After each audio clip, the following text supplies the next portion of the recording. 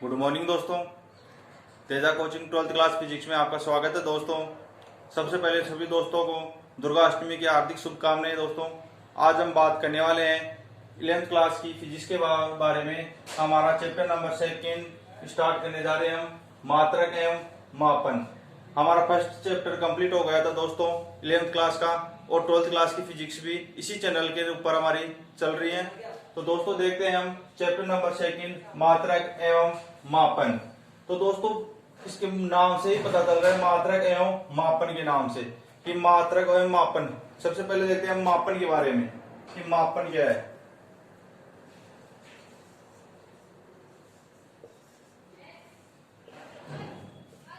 तो इस मापन के नाम से पता चल रहा है कि किसी भी वस्तुओं का एक निश्चित मान ज्ञात करना ही क्या कहलाता है, मापन कहलाता है। जैसे किसी वस्तु को प्राचीन समय से हम देखते आ रहे हैं कि किसी न किसी वस्तु को किसी प्रकार से हम मापते आ रहे हैं।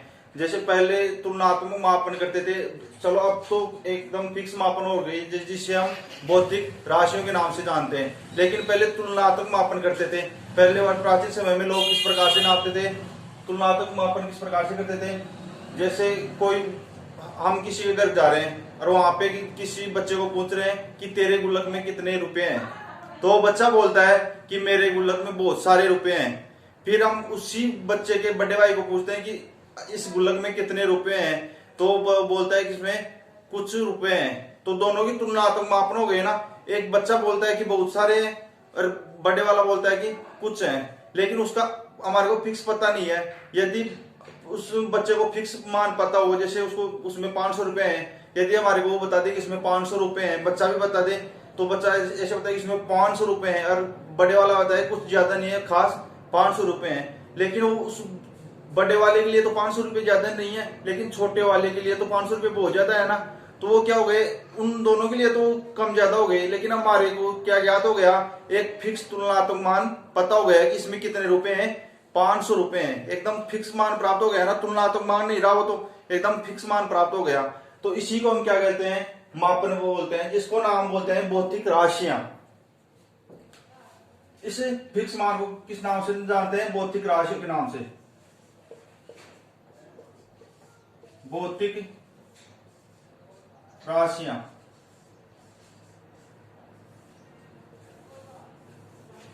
भौतिक राशियां,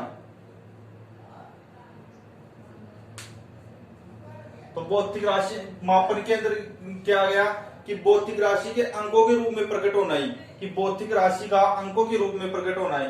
अंकों के रूप में प्रकट हो रहा है, जैसे क्या बोल रहा है कि उसके अंदर 500 रुपए हैं, तो ये अंकों के रूप में प्रकट हो गया, तो ये किसके अंदर आ गई, भौतिक राशि के अंदर। तो इसमें लो भौतिक राशि, भौतिक राशि है या भौतिक राशि। तो मापन, सबसे पहले मापन इसमें लिखना दोस्तों, मापन किसे कहते हैं, भौतिक राशियों का या भौतिक राशि का अंकों के रूप में प्रकट होना या अंकों के रूप में प्रकट करना मापन कहलाता है। अब नीचे लिखना दोस्तों भौतिक राशि। भौतिक राशि होती क्या है, हेडिंग डालना भौतिक राशि, वे राशि जिन्हें मापा या तोला जा सकता है, भौतिक राशि कहलाता है। जिन्हें मापा या तोला जा सकता है, भौतिक राशि कहलाता है। जैसे किसी भी चीज को हम मापे या तोले, जैसे ये हमारा डस्टर है, इसको हम मापे या इसको तोले, तो वही क्या इसकी भौतिक राशि हो गई। जैसे इसका मान कितना, इसमें कितना वेट है, तो इसको तोले या इसको नापे, कितना लंबा है, तो इसको मापना या तोलना, तो वही क्या हो गई, हमारी भौतिक राशि हो गई। तो भौतिक राशि में लिखना दोस्तों वे राशियां जिन्हें मापा या तोला जा सके, भौतिक राशि कहलाती है। भौतिक राशियां दो प्रकार की होती हैं। भौतिक राशियां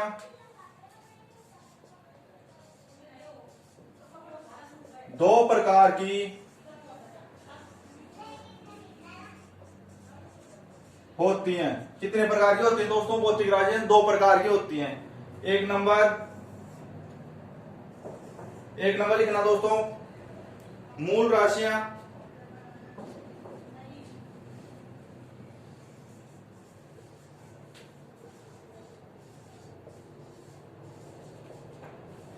दो नंबर व्युत्पन्न राशियां।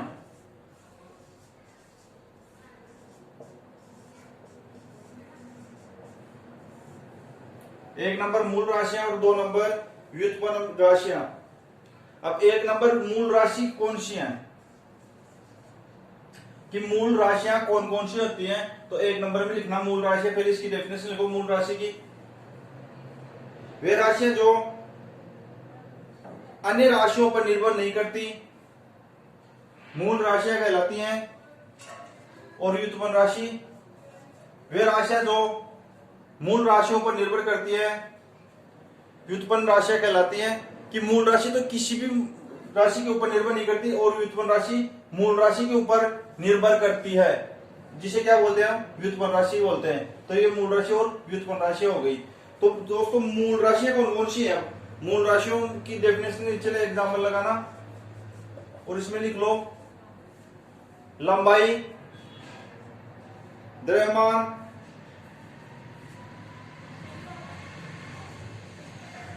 लंबाई, द्रव्यमान और समय। ये तो मूल राशियां हो गई हमारी, लंबाई, द्रव्यमान और समय।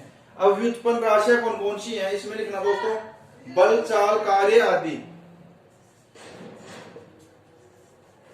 बल, चाल, कार्य आदि। अब ये व्युत्पन्न राशियां हैं वो मूल राशियों के ऊपर किस प्रकार से निर्भर करती हैं, कि मूल राशियां तो दूसरी राशि के ऊपर निर्भर ही नहीं करती। कौन सी निर्भर करती है दूसरों के ऊपर, यानी कि व्युत्पन्न राशि हो किसके ऊपर निर्भर करती है, मूल राशि के ऊपर। तो किस प्रकार से निर्भर करती है दोस्तों, जैसे कि कोई वस्तु है तो उस कोई बढ़ने वाली वस्तु उसके ऊपर हम बल लगाएंगे तो वह बल किसके, वो बल लगाएंगे तो उसकी क्या हो जाएगी, लंबाई बढ़ जाएगी। तो ये बल किसके ऊपर निर्भर करता है, लंबाई के ऊपर निर्भर कर रहा है। तो कोई भी कार्य कर रहे हैं हम, तो कोई किसी भी कार्य को, जैसे कि कोई भी कार्य करने में कितना समय लग रहा है, तो कार्य किसके अंदर निर्भर कर रहा है, समय के ऊपर निर्भर कर रहा है, किसी भी कार्य को करने में कितना समय लग रहा है। तो ये व्युत्पन्न राशि मूल राशि के ऊपर निर्भर करती है। अब नीचे लिखना दोस्तों मात्रक।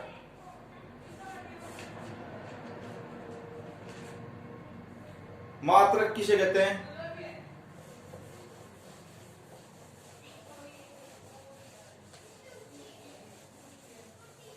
नीचे लिखना दोस्तों मात्रक।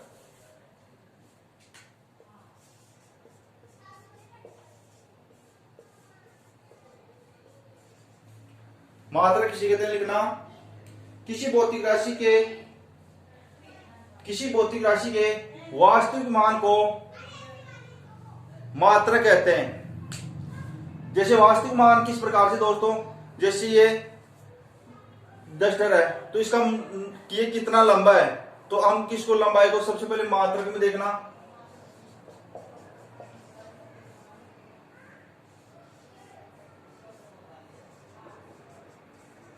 मात्रक और अंक, ये पूरा मात्रक इन दो बातों के ऊपर निर्भर करता है कि इसका मात्रक क्या है और अंक, यानी कि इस किसके ऊपर निर्भर करता है, अंक के ऊपर भी निर्भर करता है। तो जैसे ये हमारे को बताया जाए कि ये डस्टर है, ये 4 इंच लंबा है, ये कितने इंच, 4 इंच लंबा है। तो 4 तो क्या हो गया, अंक। तो 4 तो क्या हो गया, अंक। और इंच बोल रहा है, यानी इंच क्या हो गया इसका, मात्रक। इंच क्या हो गया इसका, मात्रक। तो ये क्या हो गया, 4 इंच।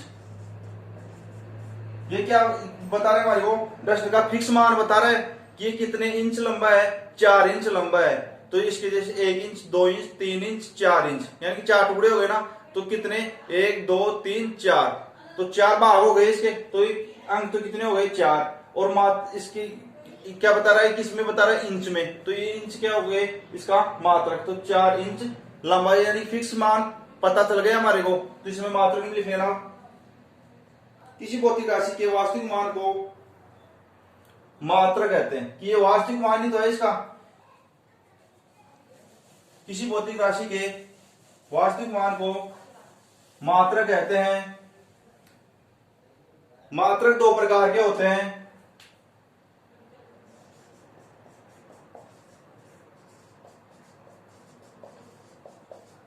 दो प्रकार के होते हैं। एक तो मूल मात्रक, दूसरा व्युत्पन्न मात्रक। पहला मूल मात्रक, दूसरा व्युत्पन्न मात्रक। तो मूल मात्रक क्या होता है दोस्तों, लिखना वे मात्रक जो अन्य मात्रकों पर निर्भर नहीं करते, मूल मात्रक कहलाते हैं। सेम बात है, मूल राशियां अन्य राशियों पर निर्भर नहीं कर रही थी और मूल मात्रक अन्य मात्रों के ऊपर निर्भर नहीं कर रहा, तो वही क्या कहलाता है, मूल मात्रक कहलाता है। अब व्युत्पन्न मात्रक उसी की तरह विपरीत हो जाएगा कि मूल राशियां व्युत्पन्न राशियां मूल राशियों के ऊपर निर्भर कर रही थी, तो ये भी व्युत्पन्न मात्रक मूल मात्रक के ऊपर निर्भर करने लग जाएगा। तो इसमें व्युत्पन्न मात्रक में लिखना वे मात्रक जो मूल मात्रकों पर निर्भर करते हैं व्युत्पन्न मात्रक कहलाते हैं। अब मूल मात्रक कौन कौन से हैं दोस्तों,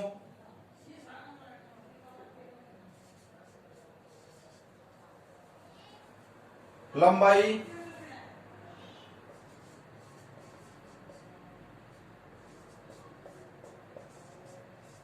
द्रव्यमान और समय। ये तो क्या है हमारे लंबाई, द्रव्यमान, समय, ये क्या है मूल मात्रक, यानी कि मूल राशियों के मूल मात्रक कौन से हैं, लंबाई, द्रव्यमान और समय। दोस्तों मूल राशियां बोल सकते हो या मूल मात्रक बोल सकते हैं, और भी बहुत सारे होते हैं, लेकिन इसमें कुछ महत्वपूर्ण मूल राशियां थी या मूल मात्रक थे, इनके बारे में अध्ययन किया गया है। लंबाई, द्रव्यमान और समय, यानी कि इन तीन को मूल राशियों के अंदर लिया गया है, लंबाई को, द्रव्यमान को और समय को। अब व्युत्पन्न मात्रक कौन कौन से होते हैं दोस्तों, लिखना बल, कार्य आदि।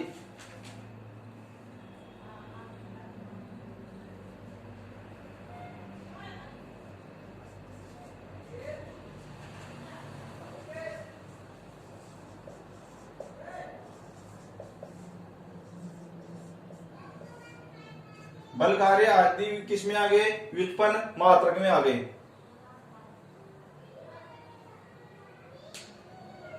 अब नीचे लिखना दोस्तों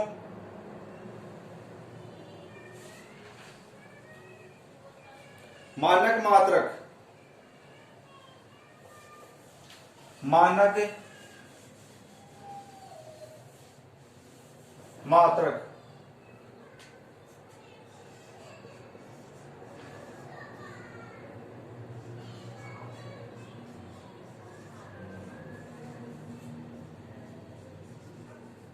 मानक मात्रक, तो मानक मात्रक किसे कहते हैं, लिखना इसमें दोस्तों किसी भौतिक राशि के निश्चित किए गए, किसी भौतिक राशि के निश्चित किए गए वास्तविक मान, निश्चित किए गए वास्तविक मान को मानक मात्रक कहते हैं।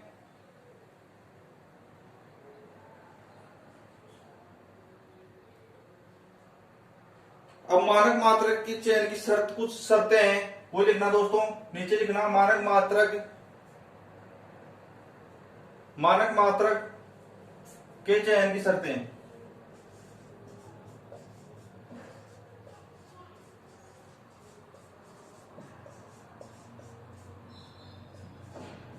ये इसलिए लिखा रहा हूं दोस्तों जिससे आपको ध्यान में रहे कि मानक मात्रक को कौन सा मानक मात्रक होगा और कौन सा नहीं होगा। तो मानक मात्रक के चयन की शर्तें, एक नंबर दोस्तों,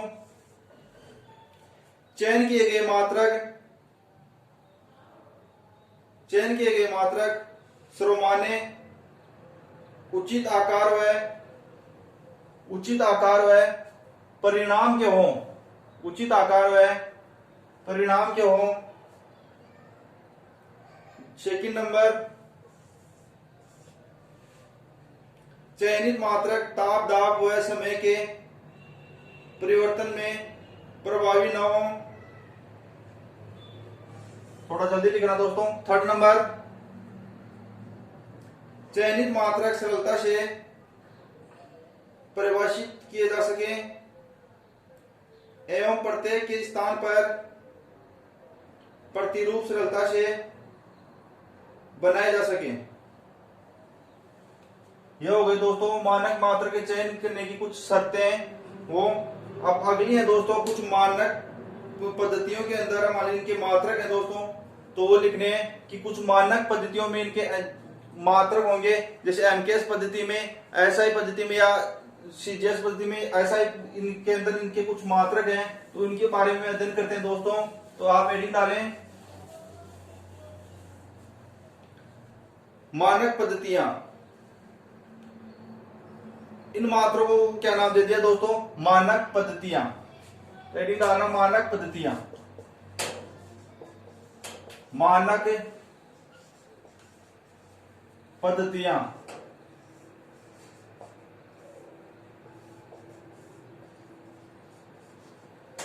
मानक पद्धतियां। मानक पद्धतियों में मात्रक होते हैं एमकेएस, सीजीएस पद्धति में मात्रक, एमकेएस पद्धति में मात्रक, इस प्रकार से मात्रक होते हैं दोस्तों। तो पहले तो कुछ इस प्रकार के मात्रक नहीं चलते थे दोस्तों, लेकिन जब से इनका फिक्स मान यानी कि भौतिक राशियों की मान बोल सकते हो या मात्रक मान बोल सकते हो, तो जब से फिक्स मान पता चल रहा है, इसके बाद में आगे से आगे इनका आविष्कार किया गया और कुछ फिक्स मात्रक लिए गए, उनके अलग से नाम दे दिए गए। तो इसमें लिखना दोस्तों मानक पद्धतियों में, मानक पद्धतियां मुख्य 3 प्रकार से होती हैं।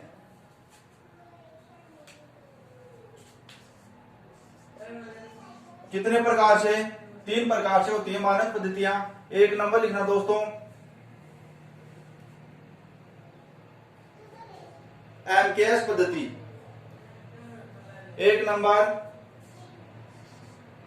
एमकेएस पद्धति। एमकेएस पद्धति। तो एमकेएस पद्धति में क्या होता है दोस्तों कि एमकेएस पद्धति में इनका मात्रक क्या होगा? इसमें लिखना है एमकेएस पद्धति में वह मात्रक पद्धति जिसमें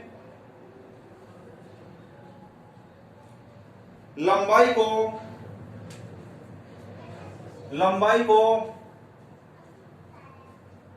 3 राशियां थी ना, एक थी हमारी लंबाई, दूसरी द्रव्यमान और तीसरी समय। तो इन तीनों राशियों का अलग से मात्रक है एमकेएस पद्धति में, सीजीएस पद्धति में, इनमें अलग से इनके मात्रक दिए गए हैं। तो दोस्तों ये बता रहा है एमकेएस पद्धति में इनके मात्रक क्या होंगे? लंबाई का मात्रक, द्रव्यमान का मात्रक और समय का मात्रक एमकेएस पद्धति में क्या होगा? तो दोस्तों एमकेएस यानी इनके इस नाम के अंदर इनके मात्रक छुपे हुए हैं तीनों के, लंबाई, द्रव्यमान और समय के, इन तीनों के मात्रक इसके एमकेएस के नाम में ही छुपे हुए हैं। तो लंबाई का मात्रक क्या होता है दोस्तों? यानी कि एम। तो एम का मतलब क्या होता है दोस्तों? मीटर। तो लंबाई का मात्रक क्या होता है? मीटर। तो इसमें लिखना वह मात्रक पद्धति जिसमें लंबाई को मीटर में,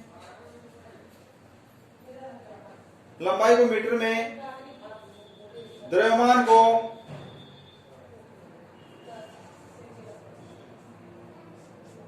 केजी में, समय को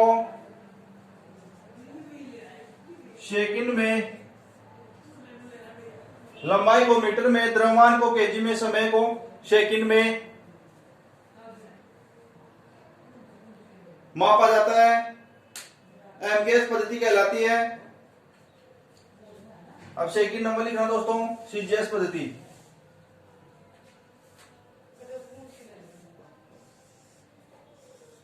सीजीएस पद्धति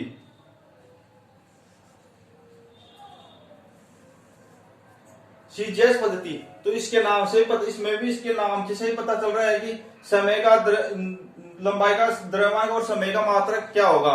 तो सीजीएस पद्धति में लिखना इस पद्धति में लंबाई को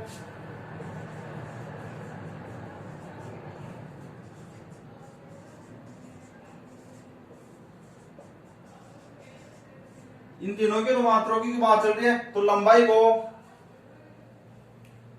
सेंटीमीटर में,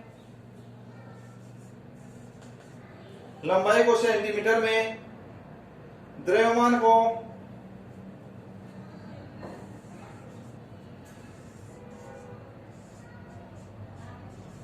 ग्राम में और समय को सेकंड में, समय को सेकंड में मापा जाता है, सीजीएस पद्धति कहलाती है। थर्ड नंबर लिखना दोस्तों,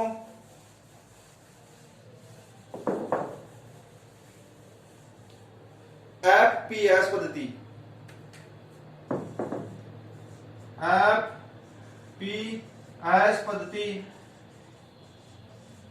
ये बहुत दिन पहले से प्रचलित आ रही है दोस्तों। ये पद्धति एफपीएस पद्धति,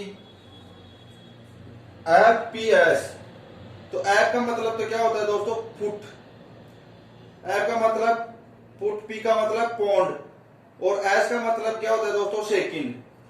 तो यानी कि एफ यानी फुट। तो पहले के व्यक्ति थे, आपने सुना होगा या देखा भी होगा, पहले के व्यक्ति पैंड बोलते हैं जिसको, पैरों के जिस एक अनुमानित मान मतलब ध्यान में रखते थे। जैसे किसी वस्तु को नापते थे या जमीन को नापते थे तो उनको पैरों के माध्यम से यानी कि फुट के माध्यम से, पैरों के नाम से यानी इतने, ये इतने पैर लंबी जमीन है, इस प्रकार से उनका मापन करते थे। तो उसको नाम दे दिया एफपीएस पद्धति। तो फुट, पैंड और सेकंड।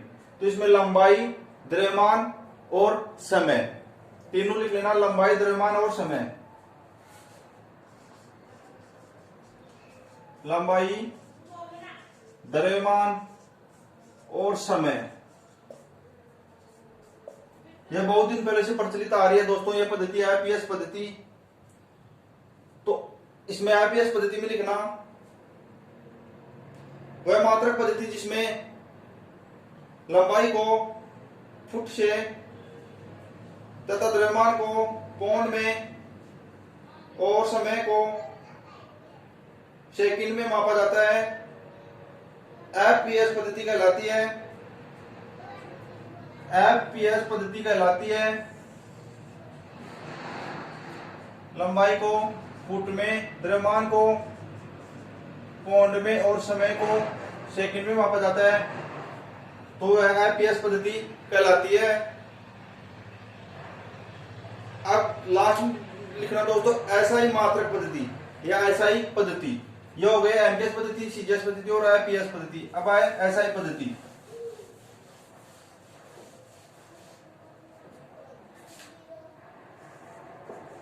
एसआई मात्रक पद्धति। तो एसआई मात्रक पद्धति में लिखना दोस्तों, यह एमकेएस पद्धति का परिवर्तित रूप है। जो हमने फर्स्ट नंबर पे बात की थी एमकेएस पद्धति का, तो वह इसका ही परिवर्तित रूप है दोस्तों एसआई पद्धति। यह एमकेएस पद्धति का परिवर्तित रूप है।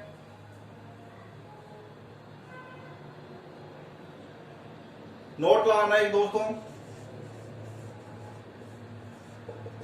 इसमें लिखना नोट में, यदि विद्युत धारा को मूल भौतिक राशि मान लिया जाए तो एमकेएस पद्धति में एम के एस ए हो जाएगा। इसका मात्रक एमकेएस पद्धति में क्या हो जाएगा, एम के एस ए, एम के एस ए।